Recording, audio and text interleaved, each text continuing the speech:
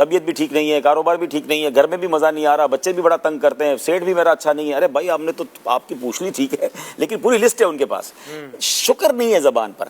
اچھا تو یہ مزاج جو ہے نا آپ کو, ایک تو وہی والی بات کہ صبر کا ثواب بھی گیا, اور پھر اس کمپلیننگ میں بعض اوقات غیبتیں بھی ہو جاتی ہوں گی, بعض اوقات سمجھے جھوٹ بھی ہو جاتا ہوگا.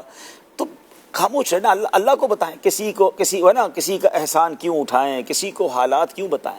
تو جہاں عرض کرنا ہے وہاں عرض کریں. اچھا پھر اسی طرح کے اور مزاج بھی ہوتے ہیں. کچھ لوگوں کی طنز کرنے کی عادت ہے, اب ادھر جب بھی بیٹھے انہوں نے کسی بات پہ طنز ہی کرنا ہے. کچھ لوگوں کی جناب عیب نکالنے کی عادت ہے, کچھ لوگوں کی تنقید کی عادت ہے. ہر چیز میں ان کو پرابلم ہی نظر آتا ہے, ان کو اچھا کچھ دکھتا ہی نہیں ہے.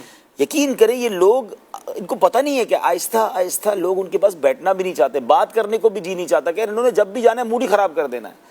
تو اسی میں سے ایک عادت کی شکوہ شکایت کی بھی ہے.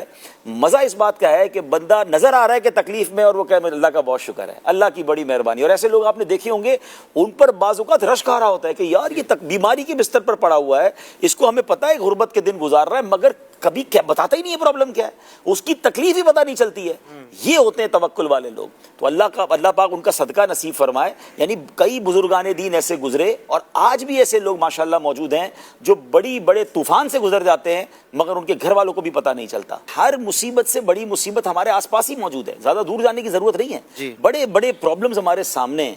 ہم میں سے جو جتنی بھی تکلیف میں ہے نا, وہ اللہ کا شکر اس بات پر ادا کر سکتا ہے کہ مجھ سے بڑی تکلیف میں لوگ موجود ہیں, اللہ نے مجھے اس سے مبتلا نہیں کیا. اور علماء تو بڑی پیاری بات کہتے ہیں کہ کتنی بھی بڑی مشکل کیوں نہ آ جائے, اس بات پر اللہ کا شکر تو ادا کر سکتے ہو نا کہ اللہ نے ایمان کی دولت دی ہے. لوگ تو غیر مسلم بھی ہیں نا, بے ایمان بھی ہیں, اللہ نے مجھے ایمان والا بنایا, یہی اللہ کی بڑی مہربانی ہے. تو جب آپ اپنے سے تکلیف میں بڑے آدمی کے بارے میں, بڑی تکلیف والے کے بارے میں سوچ لیتے ہیں نا, تو پھر سکون بھی آ جاتا ہے, پھر شکوہ شکایت بھی چلی جاتی ہے. تھوڑی دیر کا صدمہ ضرور ہوتا ہے, لیکن وہ کہتے ہیں نا صبر کا ثواب ہی پہلے صدمے پر ہے. ہم پورے شہر کو بتا دیں اور اس کے بعد کہ جناب ہم تو صبر ہی کر رہے ہیں, تو اب آپ صبر نہیں کر رہے تھے, تو آپ نے تو سب کو بتا دیا. اچھا جس کو بھی بتایا نہ اس نے موبائل دلوا دیا, نہ وہ ٹانگ جوڑ بیٹھا, نہ میرے نقصان کو کور کیا, کسی نے کیا کچھ نہیں. ہو سکتا ہے دو تسلی کے بول مل گئے, مگر میرا ثواب چلا گیا. اللہ کرے کہ ہم ایسا صبر کریں جیسے بزرگان دین صبر کرتے تھے.